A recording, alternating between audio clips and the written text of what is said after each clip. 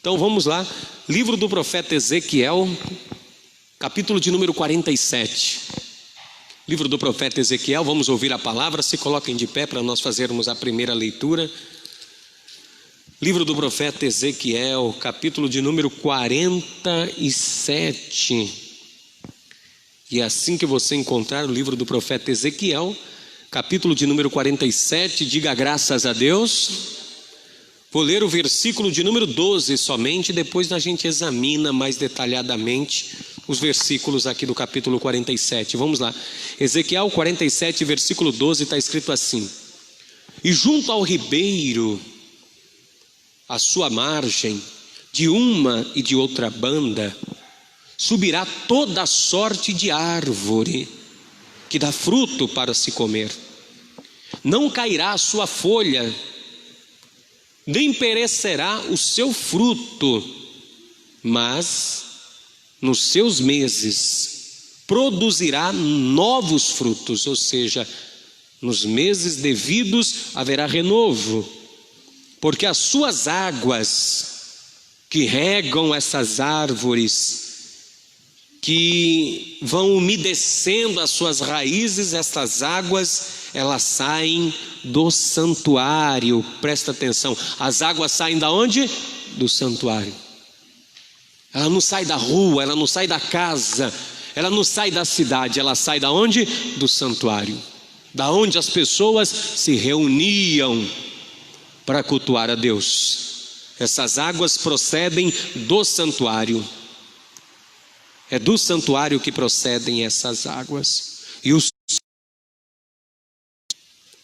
que ela produz devido a esta água serve de remédio, servirá de alimento, e a sua folha de remédio.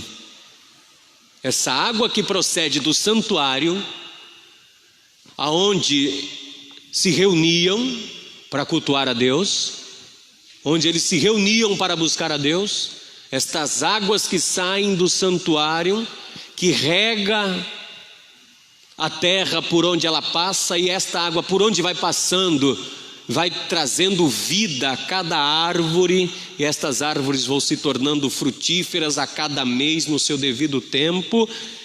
E aí diz o texto que o seu fruto serve de sustento, de alimento, e a sua folha de remédio.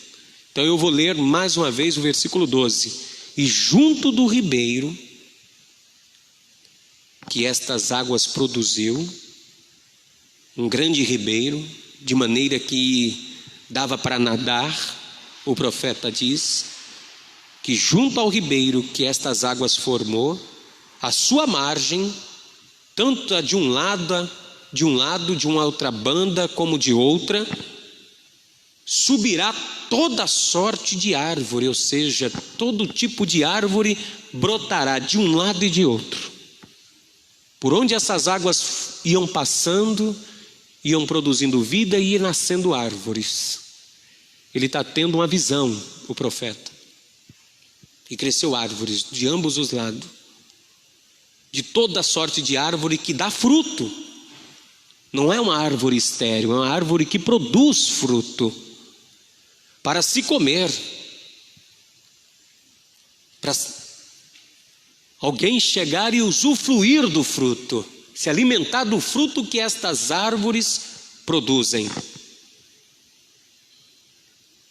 Não cairá a sua folha, nem perecerá o seu fruto, não vai apodrecer, não haverá apodrecimento de fruto, não perecerá o seu fruto, e nos seus meses produzirá novos frutos, porque as suas águas saem do santuário, porque as suas águas saem da onde?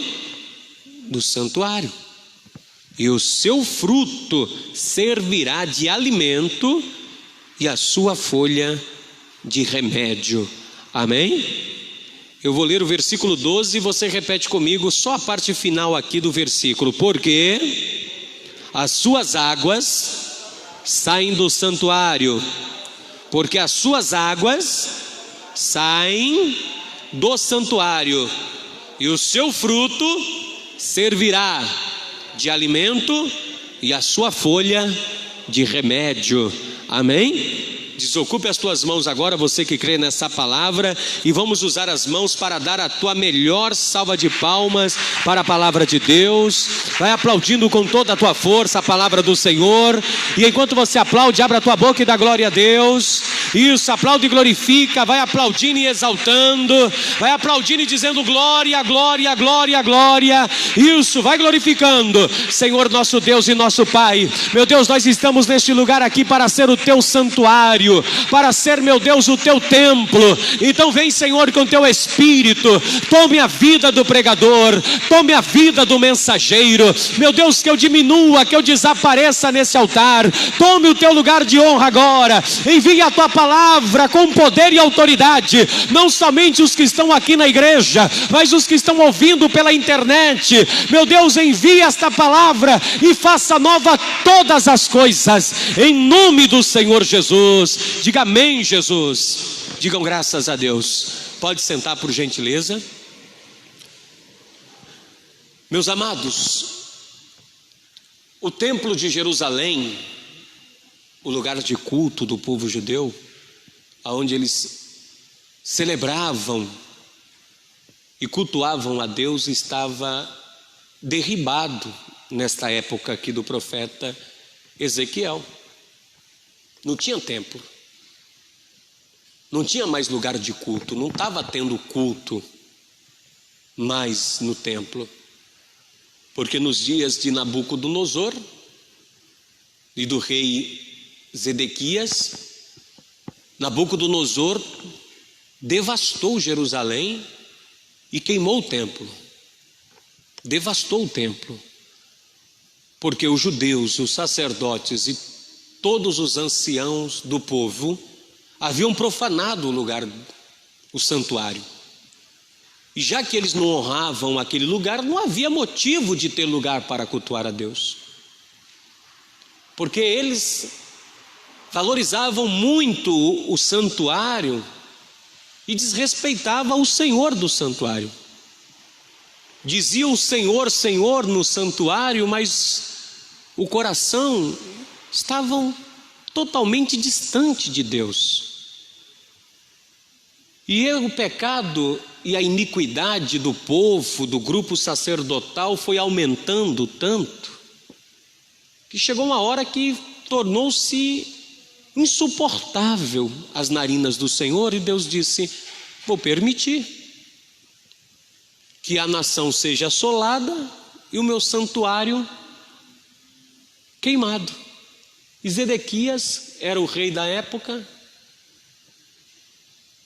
ele se rebela contra Nabucodonosor, e Nabucodonosor decide acabar com o templo e com a cidade e transportar todos os moradores de Jerusalém, os príncipes, os jovens, para a Babilônia, cujo Daniel e outros jovens haviam sido levados. Ezequiel é um profeta sacerdotal, e ele, um profeta sacerdotal, que é um profeta que conhecia muito bem as características do templo, o culto, a liturgia. O próprio Ezequiel presenciou essa destruição.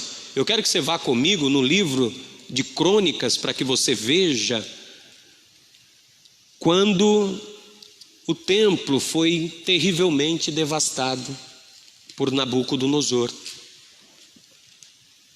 O lugar de culto, o santuário, foi totalmente destruído.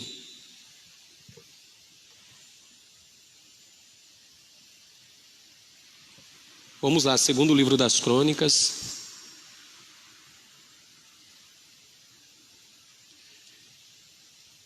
Então Ezequiel viu o templo ser destruído. Segundo livro das Crônicas, capítulo de número 36. quando Nabucodonosor decide por fim no lugar de culto do povo de Israel, aonde eles vão ser levados e transportados para a Babilônia. Segundo o livro das Crônicas, capítulo de número 36, versículo de número 13. Além disso, também se rebelou Zedequias contra o rei Nabucodonosor, que tinha juramentado por Deus, mas endureceu a sua cerviz, Zedequias, tanto, e se tornou tanto obstinado no seu coração, tão endurecido no seu coração, não querer buscar a Deus, não ir para o templo, não buscar a Deus, não servir a Deus, tornou tão obstinado no seu coração que não se converteu ao Senhor Deus de Israel. Sabia de Deus, conhecia de Deus, mas não se converteu. Um coração duro, obstinado, rebelde, desobediente. E também com ele todos os chefes dos sacerdotes e o povo aumentava de mais e mais as transgressões. Não só o rei, com o coração endurecido para servir a Deus, mas também os sacerdotes e o povo. Desde o rei, passando pelos religiosos e aos mais simples do povo, ninguém queria buscar a Deus. Cada um na sua casa, cada um correndo atrás do seu pão e das suas particularidades, cada um seguindo a sua vida, não buscando a Deus. O templo, para que ir para o templo? Lá no templo não tem mais significado nenhum ir para lá. Não vamos para a casa de Deus, para quê? E provavelmente o povo dizia: para que ir para o templo? Os sacerdotes são tudo transgressores, tudo pecador. E acredite, à medida que as pessoas elas vão dizendo: eu não vou para a igreja porque na igreja ninguém presta, eu não vou para a igreja porque todos os pastores são ladrão, eu não vou para o templo, eu não vou para o santuário porque lá ninguém presta, para que congregar? À medida que o povo vai pensando isso, e os sacerdotes vão transgredindo e se corrompendo mais ainda, e também aqueles que deveriam exercer justiça, as autoridades políticas, jurídicas de uma nação, começa também a endurecer a cerviz e o coração e não se convertem a Deus, não há motivo mais de realmente de santuário. Ter um templo onde Deus é representado somente, isso não significa nada. Ter um lugar onde tem um nome escrito Deus está aqui, mas quem está ali não se converte, quem está ali não tem compromisso com Deus, quem está ali não se humilha perante Deus, mas estão ali somente para cumprir rituais, porque eles estavam no templo para cumprir o quê? Rituais. Cumprir a regrinha, sacrifício,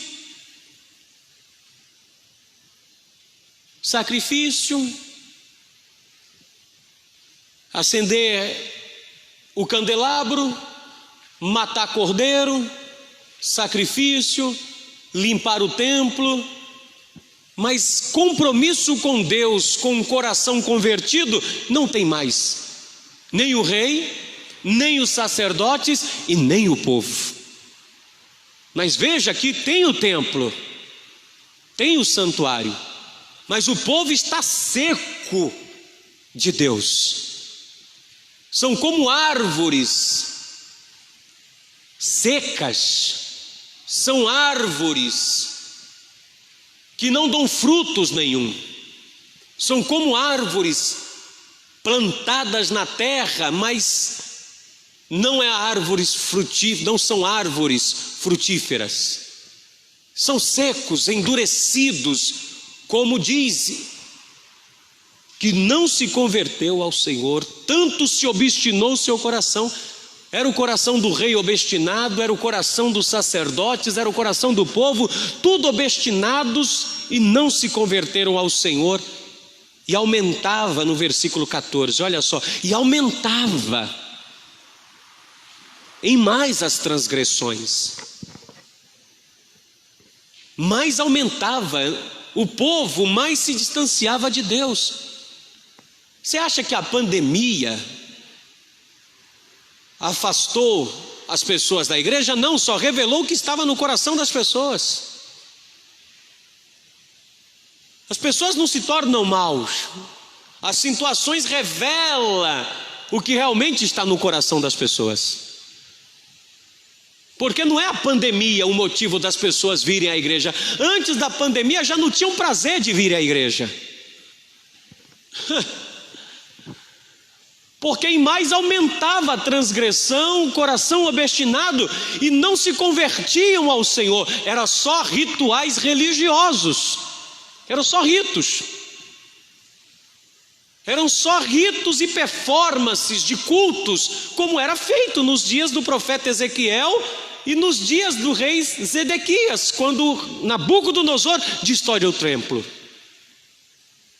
Não é que agora nós não vamos para a casa de Deus, não, eles já nem iam para a casa de Deus com o coração. Iam mesmo com o corpo, mas o coração é o que Isaías disse: esse povo com os lábios me dizem Senhor, Senhor, mas o coração está longe de mim, porque em vão me adoram. Era uma adoração que não tinha nenhuma honra para Deus, porque demais aumentava as transgressões, segundo todas as abominações dos gentios, ou seja, eles estavam se comportando igual os mundanos. Não havia diferença entre o gentio, a palavra gentio é a palavra goim, para povos das nações, e não havia diferença desses gentios para os filhos de Israel. Porque, como diz aqui, segundo todas as abominações dos gentios, o comportamento deles eram mundanos na casa de Deus. O comportamento deste povo era um comportamento semelhante ao ímpio. Não havia diferença alguma entre eles e quem não servia a Deus. Você vê que hoje ninguém vê diferença nenhuma entre o que serve a Deus e o que não serve, é muito pouca. Conhecer um homem ou uma mulher de Deus hoje é bem difícil, porque são tão parecidos os cristãos com os mundanos que você não consegue diferenciar. E Malaquias disse: outra vez vereis a diferença entre o que serve a Deus e o que não serve, entre o justo e o ímpio. Tem que haver uma diferença. Mas aqui eles não diferenciavam em nada. O comportamento, as atitudes, o descompromisso para com Deus era igual ao descompromisso para com o mundano também tinha para com Deus. Tal como o mundano não servia a Deus, não ia no templo, ou quando ia só pela beleza do templo ou pelas festas que os gentios poderiam até ir, mas não porque serviam a Deus, mas só por causa das festividades que tinham, das coisas que existiam. Mas o comportamento dos filhos de Israel era o mesmo, e contaminaram aí a casa do Senhor, que ele tinha santificado em Jerusalém. O lugar de culto havia sido contaminado. O lugar de culto não servia mais para culto. O lugar do santuário se tornou inviável para culto agora,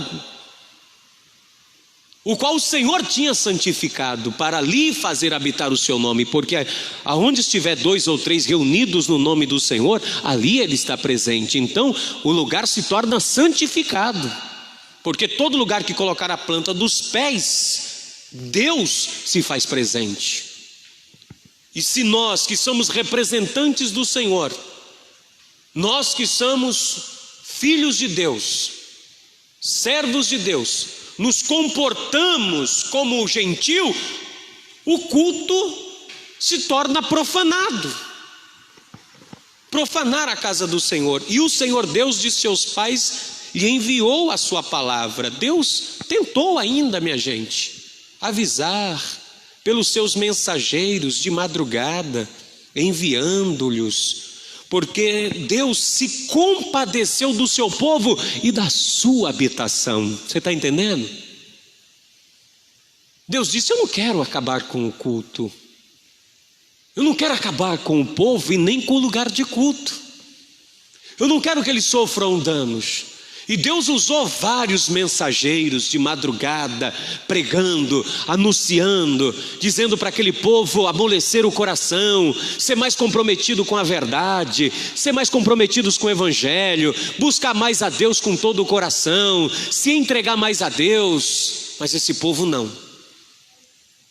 Antes não se converteram e o coração se tornaram obstinado, e mais transgrediram contra o Senhor e profanaram a casa de Deus. Versículo 16: porém, olha a atitude deles, zombavam. Que nada.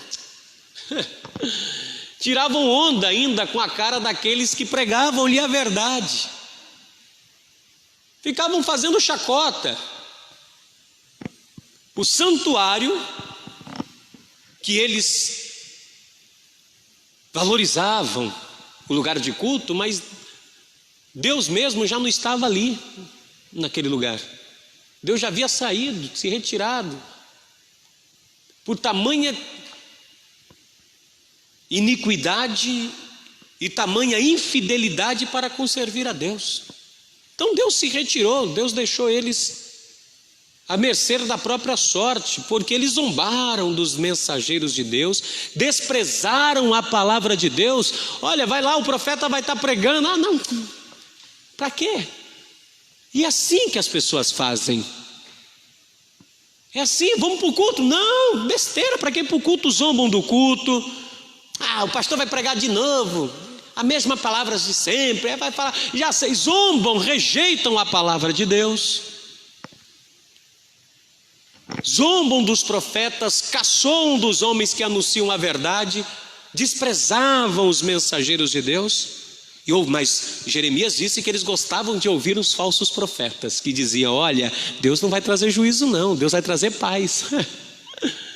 E Jeremias dizendo: não, Deus não vai trazer paz, se vocês não se arrepender, vocês vão para a Babilônia. Deram a surra em Jeremias, colocaram Jeremias no cepo, lançou Jeremias no poço, mas eles gostavam, os ouvidos, de ouvir o que lhes agradavam. Mas como que eles queriam ouvir mensagem que agradavam se os caminhos deles eram desagradáveis? Imagine o filho fazendo tudo errado e o pai dizendo: é isso mesmo, é assim. Não, o pai que ama o filho, quer ver o filho no caminho bem, repreende o filho, chama a atenção do filho, para que o filho não se perca no caminho. Mas eles zombavam da palavra dos profetas, escarneciam dos profetas, aí até que Deus vai tomar uma atitude, até que o furor do Senhor subiu tanto contra o seu povo, que mais nenhum remédio houve. Não havia mais cura para aquele povo mais. Não havia mais solução. Não tinha remédio. Deus já tinha feito de tudo: misericórdia, graça, paciência, e eles zombando, desprezando o templo. Ia no templo e fazia pouco caso do templo, levava o templo na brincadeira, achando que aquele lugar não era santo nada. Aqui não, Deus vai entender. Tratava o templo como se fosse um lugar comum. Aonde Deus está não é um lugar comum, aonde Deus está é santo. Aonde nós nos reunimos, nós estamos reunidos aqui, não é esse lugar que é santo, é porque nós estamos aqui em temor e tremor diante de Deus, querendo a presença de Deus, que este lugar se torna santificado pela presença de Deus em nossa vida. Mas como eles já não queriam mais compromisso com a verdade, eles queriam aliança com a injustiça, com a mentira, então o templo foi profanado. O culto, o lugar, o santuário não tinha mais significado. Deus olhava para aquele lugar, era só pedra, não era um lugar de culto, era um ajuntamento de gente que não tinha compromisso com Deus, mas tinha compromisso com a religião. Tinha um compromisso com os ritos e com os dogmas do judaísmo, mas não tinham aliança com Deus mais, já haviam rompido a aliança com Deus. E aí Deus fez subir contra ele os caldeus. Olha só o que acontece. Verso 17: porque fez subir contra eles o rei dos caldeus, o qual matou os seus jovens. Os jovens começaram a morrer. A força do povo começou aí, porque o jovem, morrendo os jovens, morre a força do povo. A força começou a ir embora, porque os jovens foram mortos. A esperança de um futuro morre com a morte dos jovens. Jovens morrendo acaba com a futura geração. Futura geração acaba. Como eles não honram o templo, o futuro está comprometido. Os jovens são mortos pela espada. Na casa do santuário, aonde que eles desonravam, era onde que os jovens morriam. Foram morrendo, foram sendo mortos na casa de Deus. E não teve piedade nem dos jovens, nem das moças. Os caldeus foram matando todo mundo. Quem foi achando pela frente, eles foram executando. Nem dos velhos, nem dos decrépitos. A todos deu nas mãos dos caldeus. Deus entregou o povo primeiro. Primeiro o povo é entregue à desgraça, à morte, ao sofrimento, ao luto, à perda, à dor. E logo em seguida o lugar de culto. Aí agora Deus permite que a casa dele, a casa do próprio Deus, Deus permite ser saqueada. No versículo de número 18. E todos os utensílios da casa de Deus, grandes e pequenos, todos os utensílios, e os tesouros da casa do Senhor, e os tesouros do rei e dos seus príncipes, tudo foi levado para a Babilônia. Da onde Ezequiel está escrevendo aquele livro onde nós lemos. Tudo foi levado para a Babilônia e queimaram. Por isso que Ezequiel está tendo a visão do templo, a partir do capítulo 40 em diante, quando Ezequiel começa a ter a visão da restauração do templo. O templo que Ezequiel está vendo não é mais este, porque esse templo está devastado. Foi queimado por Nabucodonosor. E queimaram a casa de Deus e derribaram os muros de Jerusalém e todos os seus palácios queimaram, destruindo também todos os seus preciosos objetos. Tudo foi devastado, tudo foi destruído. Não sobrou absolutamente nada. Nada sobrou. Deus permite que o santuário seja devastado, porque ali já não era mais lugar de vida, o templo, o santuário. O santuário para aquele povo estava se tornando um grande mal. O próprio Deus disse que não houve mais remédio que o resolvesse, porque não estava mais adiantando ir para a casa de Deus. Você já imaginou um tempo em que as pessoas, Deus olha e diz, não adianta mais essas pessoas ir para o culto, porque não está mais resolvendo o culto para eles.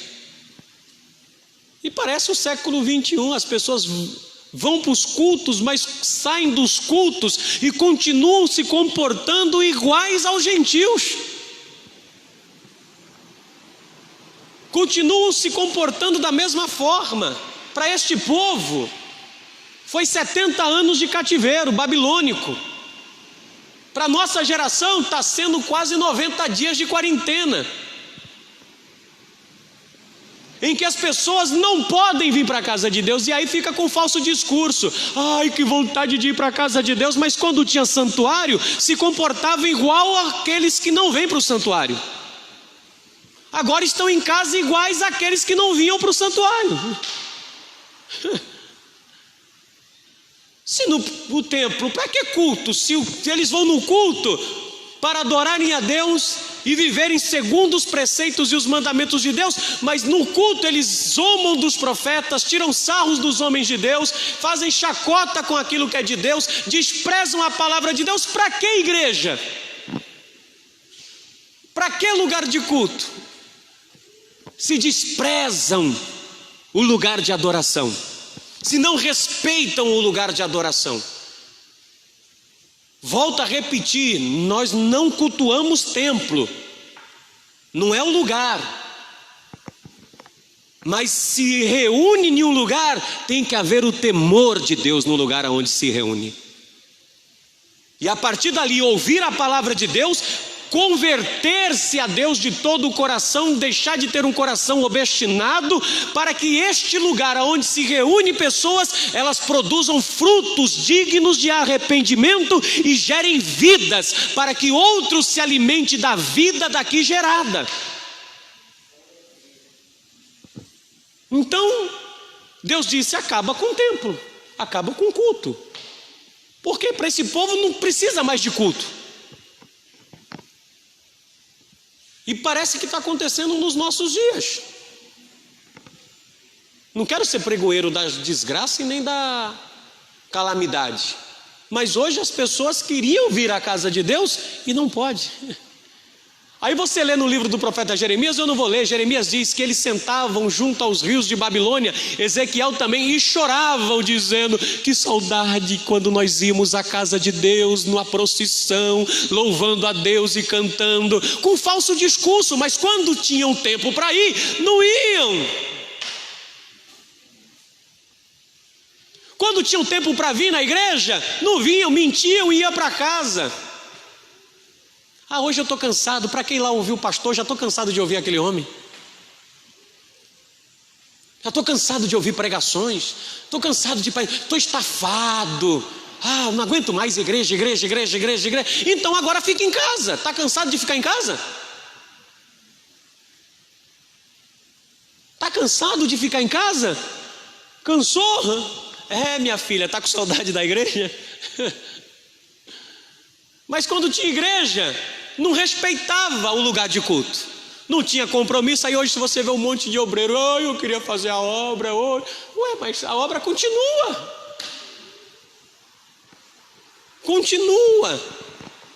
O santuário eles não aproveitaram, ficaram 70 anos e foi destruído completamente, como eu te disse, foi devastado.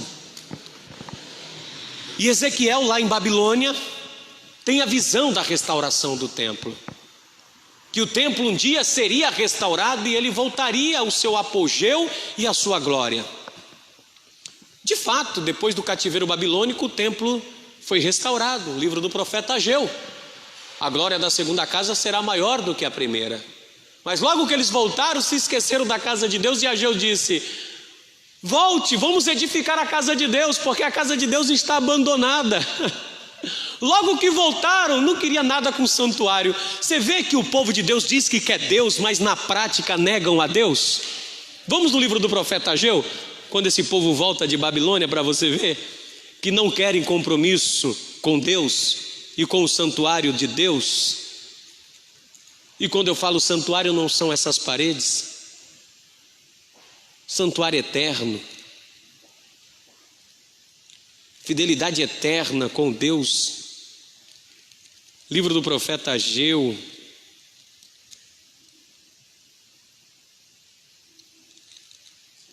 livro do profeta Ageu. Olha o que o Senhor disse no capítulo 1, quando esse povo voltou, e mais de 30 anos depois o templo não estava restaurado. Ageu capítulo 1, versículo de número 2. Assim fala o Senhor dos exércitos. Deus se queixando, o templo foi queimado 70 anos atrás, e quase 70 anos depois, e aqui no livro do profeta Ageu já se passou mais de uma década, ou seja, já tem mais de 80 anos que o templo foi destruído, e olha a queixa do Senhor. Assim fala o Senhor dos exércitos, dizendo: este povo diz, é o povo que diz, Ainda não é o tempo, não é tempo ainda de ir para a casa de Deus. Não é tempo da casa do Senhor deve ser edificada. Não é tempo de nós nos preocuparmos com o santuário, é tempo de nos preocuparmos com a nossa vida. Não é tempo de preocuparmos com a vida espiritual, agora é tempo de trabalhar, é tempo de se preocupar de não perder o emprego, é tempo de se preocupar com as coisas terrenas, para que se não perca, mas ainda não é tempo de ir para a casa de Deus. Não é tempo. E veio, pois, a palavra do Senhor pelo ministério do profeta Ageu, dizendo: é para vós tempo de vocês ficarem na casa de vocês enfeitadas, estucadas? E esta casa, a minha casa, o meu santuário, há de ficar deserto? Ora, pois, assim diz o Senhor dos Exércitos, vocês estão aplicando o coração de vocês nos seus próprios caminhos. Por isso que vocês semeiam muito e colhem pouco. Vocês comem, mas não enchem a barriga, não se farta. Vocês bebem, mas não se saciam. E quando vocês recebem o salário, é pela metade, é no saco furado. Porque aplicai o vosso coração aos vossos caminhos, assim diz o Senhor. Esse povo voltou para restaurar o templo, mas não se preocuparam com o santuário. Não se preocuparam com a casa de Deus. Você está entendendo isso, minha gente? Que para quem não quer servir a Deus, tanto faz ter templo quanto não tem, que na verdade é só desculpa, muitas das vezes, das pessoas dizendo que quer servir a Deus, mas não quer ter compromisso com Deus, que quer estar na casa de Deus, mas não quer se comprometer com Deus, que ama a Deus, mas nas suas obras negam que amam a Deus. Não, nós queremos estar no templo, mas olha aqui, Deus disse: não, vocês querem mesmo é cuidar da vida de vocês. Santuário, deixa para lá. Eles vão edificar o santuário. E Ezequiel teve a visão da restauração do templo, não esse aqui, mas olha o que Ezequiel, a visão de Ezequiel. Vamos lá no livro do profeta Ezequiel. Quando Ezequiel tem a visão da restauração do templo,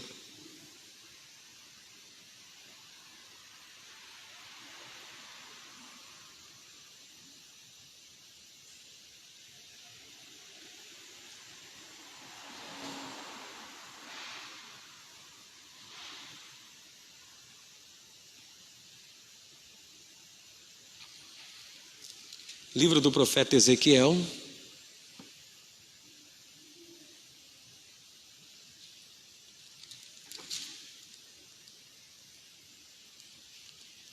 olha quando foi a visão. No ano, estou em Ezequiel 41, no ano 25º, ou seja, 25 anos do nosso cativeiro, no princípio do ano, no 10º dia do mês, no dia 10 do mês, ele diz: no 25º ano,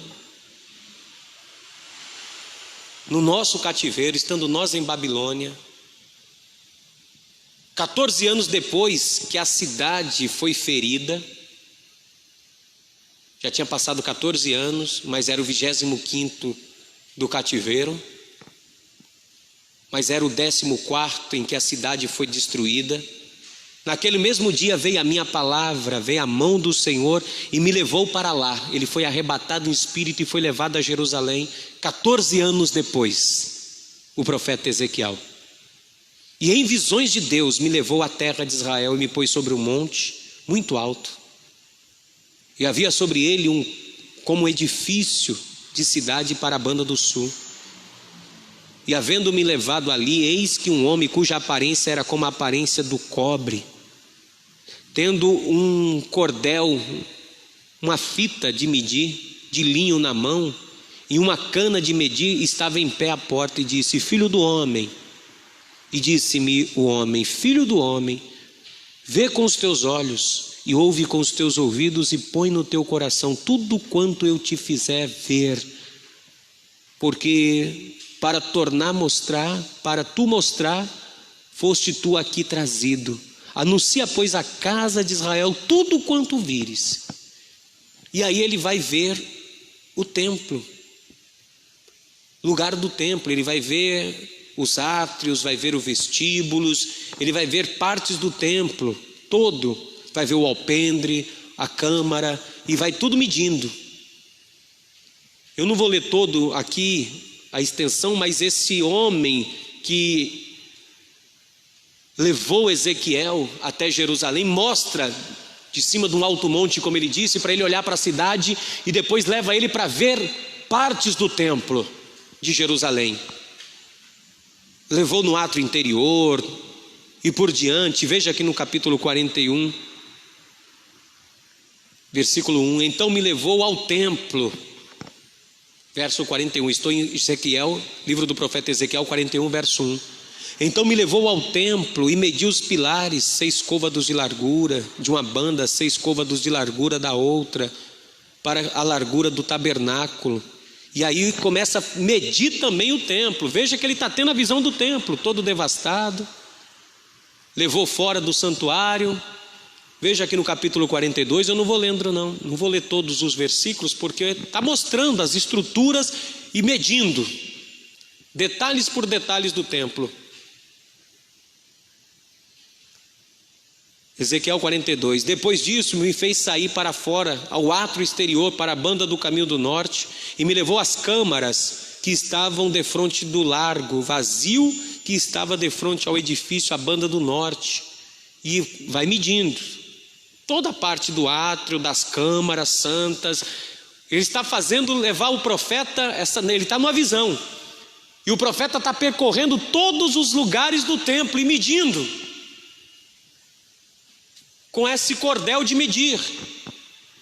E aí aqui no capítulo 43, ele mostra novamente, verso 1, então me levou à porta que olha para o caminho do oriente, e eis que a glória de Deus de Israel vinha do caminho do oriente, e a sua voz era como a voz de muitas águas, e a terra resplandeceu por causa da sua glória.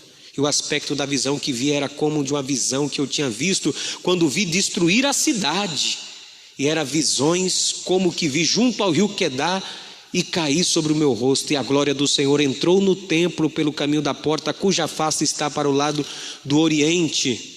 E levantou-me o Espírito e me levou ao átrio interior, e eis que a glória do Senhor encheu o templo, e ouvi uma voz que foi me dirigida de dentro do templo, e um homem se pôs junto a mim e me disse: filho do homem, este é o lugar do meu trono. Porque estava irreconhecível a casa de Deus. Então chegou no lugar santíssimo e disse: esse aqui é o lugar do meu trono, o lugar das plantas dos meus pés, onde habitarei no meio dos filhos de Israel para sempre, e dos da casa de Israel não contaminarão mais o meu santo, meu nome santo, nem eles, nem os seus reis com as suas prostituições e com os cadáveres dos seus reis e dos seus altos. Esse é o lugar aonde eu assento com as plantas dos meus pés. Este é o lugar. Eu não vou entrar nos detalhes, mas aqui esse homem que ele fala foi levando ele em cada lugar, até chegar no átrio do templo, até no lugar santo. Foi quando Deus fala com ele sobre essas águas que saem de dentro do templo. Veja comigo aqui no capítulo de número 47, aonde nós iniciamos. É a partir daqui que ele tem a visão das águas que saem para regar toda a terra. Ezequiel 47, depois disso me fez voltar à entrada da casa, e eis que saíam umas águas de debaixo do umbral da casa para o oriente, porque a face da casa olhava para o oriente, e as águas vinham de debaixo, desde a banda direita da casa à banda do sul do altar. Ele está no templo, e ele me tirou pelo caminho da porta do norte e me fez dar uma volta pelo caminho de fora até a porta exterior, pelo caminho que olha para o oriente, e eis que corriam umas águas desde a banda direita. Saiu aquele homem para o oriente, tendo a sua mão um cordel de medir, mediu 1000 côvados e me fez passar pelas águas, e as águas davam pelo tornozelo. E aí ele começa a andar, e as águas, e à medida que ele vai andando e essas águas vai indo, as águas vai subindo o nível, e bate nos tornozelos, bate nas pernas, bate na cintura, bate no lombo, até um ponto em que ele não consegue mais caminhar, mas só a nado, de tantas águas que foram. E ele vai contando aqui, eu não vou ler tudo para a gente não ganhar, para não perder muito tempo e ganharmos tempo aqui. Vamos lá, no capítulo de número 47 ainda, versículo de número 5: e mediu mais 1000 e era um ribeiro, ou seja, aquelas águas que saíam do trono da casa, que dava já pelos lombos, mediu mais 1000 côvados, já era um ribeiro, já tinha se tornado um ribeiro, e eu não podia atravessar, porque as águas eram profundas, as águas que se desviavam, passavam, as águas que se deviam passar a nado, ribeiro pelo qual não se podiam passar. E me disse: viste, filho do homem? Então me levou e me tornou a trazer à margem do ribeiro, e tornando eu, eis que à margem do ribeiro havia grande abundância de árvores, uma de outra banda. Então me disse: estas águas saem para a região oriental e descem a campina e entram no mar, e sendo levado ao mar sararão as águas. É a visão de frente para o mar morto. E aquelas águas que saem do altar, que saem dos umbral, que saem de dentro da casa do Senhor, corria em direção ao oriente, e foi fazendo ribeiro, e essas águas, ao entrar com as águas do mar, sararão as águas. E eis que toda criatura vivente que vier por onde quer que entrarem esses 2 ribeiros, viverá. E haverá muitíssimo peixe, porque lá chegarão, e essas águas sararão, e viverá tudo por onde quer que entrar este ribeiro. Muito bem, para mim está concluindo, para você entender aonde nós iniciamos. O templo foi destruído,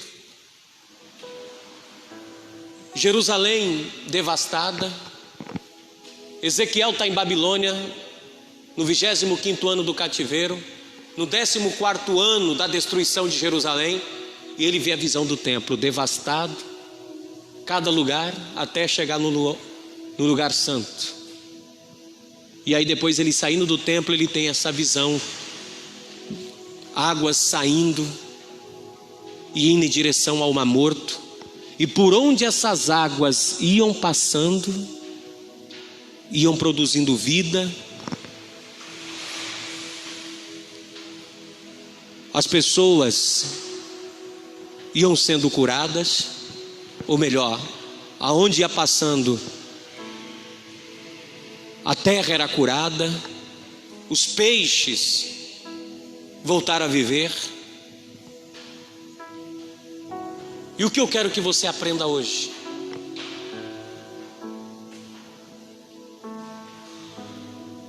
Que Deus não habita em templos feitos por mãos de homens mais. Deus, Ele fez cada ser humano o seu santuário. E no Evangelho de João capítulo 7, Jesus disse assim: quem tem sede, que venha a mim e beba. E quem crê em mim, como diz as Escrituras, não como a religião diz como tem que crer, não como os homens dizem que tem que crer. Aquele que crê em mim, como diz as Escrituras, rios de águas vivas fluirão do seu interior. E ele disse à mulher samaritana também, quando ele disse: mulher, tu me pede de beber? A mulher disse: tu me pede a mim de beber, que sou mulher samaritana? Jesus disse: se tu soubesse quem é que fala contigo, tu lhe pediria e ele te daria água viva. Essa água que sai do santuário, que por onde ela passa produz vida e faz brotar árvores frutíferas. Essas águas representam o Espírito de Deus e a palavra de Deus, que por onde a palavra de Deus passa, por onde a palavra de Deus entra em contato, aonde o Espírito Santo toca no homem, se ele está com a vida morta, passa a viver. E quando o profeta Ezequiel ia andando, e à medida que ele andando nessas águas, essas águas iam subindo, à medida que eu e você nós vamos caminhando na verdade, no compromisso, na fidelidade com Deus, nós vamos cada vez mais nos submergindo no Evangelho de Cristo. Nós vamos nos envolvendo a ponto de chegar a um ponto de nós não termos mais como ter controle sobre a nossa vida, mas aí agora é só o Espírito Santo que controla a nossa vida, porque o Espírito sopra onde quer e ouve a sua voz. Assim é todo aquele que é guiado pelo Espírito de Deus. É como a água que pega nós e nos leva. Se você cair numa corrente de água, você não tem como voltar. Ela te leva, ela te conduz. Assim é a palavra de Deus na tua vida e na minha vida. É a palavra de Deus, é o Espírito de Deus, é a palavra de vida do Espírito Santo que tem que conduzir a nossa vida para que sejamos santuário de Deus. E isso não é leitura, porque eles não tinham Bíblia para ficar lendo como eu e você temos. Quem tinha Bíblia era só escriba e no templo. Vida de evangelho, palavra de Deus, é prática de vida. Quando você coloca a palavra na tua caminhada, quando a palavra de Deus é caminho para você andar, por onde você passar, é como essas águas, por onde passar, produz vida. E você produz frutos para que as pessoas se alimentem de você, como diz Gálatas 5:22. Mas o fruto do Espírito o fruto não é para você, o fruto é para que outras pessoas se alimentem de você.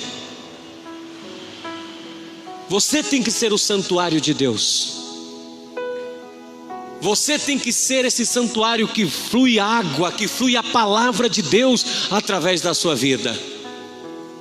Não pode existir templo, não pode existir lugar para congregar, não pode existir lugar para eu e você estar, mas aonde eu e você estivermos, nós temos que exalar a essência da pureza de Deus na nossa vida. Por onde você passar, o que você tem levado? Vida ou morte? Jesus disse: essa palavra que eu vos digo é espírito e vida. Assim como a água, por onde passa e não tem vida, ela vai produzindo vida. Essa palavra também, quando ela passa na tua vida, aonde está morto na tua vida, aonde está infrutífero na tua vida, passa a produzir vida e vida com abundância, em nome de Jesus Cristo. Passa a ter vida e vida de verdade. Onde essas águas do Evangelho passam, onde esta palavra vai passando, ela vai fazendo tornar-se produtiva a vida. Por isso que ele disse: porque as suas águas saem do santuário. Você é santuário de Deus. Essas águas têm que sair da tua vida para sarar as pessoas. Eu quero encerrar aqui em João capítulo 7. Jesus disse assim, versículo 38: quem crê em mim, como diz a Escritura, não as Escrituras, porque só existe uma Escritura, só existe uma fonte de água a jorrar para a vida eterna, a palavra viva que é Jesus. A Escritura, rios de água viva correrão do teu ventre. Você é santuário de Deus. O Evangelho tem que correr de você para alcançar outras vidas. Você tem que buscar Deus no seu santuário, porque essa água vem do trono de Deus para a sua vida. Quer ver no livro de Apocalipse capítulo 22? Ela brota no trono de Deus para você que é santuário. Livro de Apocalipse capítulo 22 diz assim, ó: e mostrou-me um rio puro. Estou em Apocalipse 22:1. E mostrou-me o rio puro da água da vida, claro como cristal, que procedia do trono de Deus e do Cordeiro. Esta água vem do trono, que vai jorrar no santuário. Nos dias de Ezequiel ele viu isso no templo, mas Jesus disse: vós sois o templo de Deus, vós sois o santuário de Deus, como diz Pedro. Vós sois pedra viva, edificado casa espiritual para Deus. E esta água que corre do trono, sai do trono de Deus para a tua vida, para que as pessoas ao aproximarem de você, vejam que em você há a palavra da vida, que é Jesus Cristo, o verbo vivo. Porque se eu e você não servirmos como santuário de Deus, Deus também destruirá, porque aquele que não cuida do templo de Deus, Deus o destruirá. Você é santuário de Deus. Que consenso tem o templo de Deus com os ídolos? Vós sois templo do Deus vivente. Você é templo de Deus agora. Você é morada de Deus, do Espírito. Essas águas correm de você, do seu interior. Esse evangelho, a água é símbolo da palavra. Você tem que ser uma fonte de palavra, uma fonte de vida, o evangelho da vida, não da religião, não das estéticas, mas o evangelho puro, o verbo vivo tem que habitar em você. E eu rogarei ao Pai, e Ele vos dará outro Consolador, o Espírito Santo da verdade, aquele que é igual ao Pai, aquele que é o próprio Deus, habitará em vós, estará em vós, e é esse Espírito que tem que fluir na tua vida, jorrar, e aonde você for passando, no teu bairro, na igreja, na casa, no trabalho, na rua, aonde você for, você é um agente de vida em nome de Jesus Cristo. Aonde você vai chegando, você vai produzindo vida, restauração, cura. Aonde não há vida, mas quando você chega a presença de Deus na tua vida em nome de Jesus Cristo. Chega a presença de Deus fluindo, jorrando por todo o teu ser. É do santuário que sai esta água.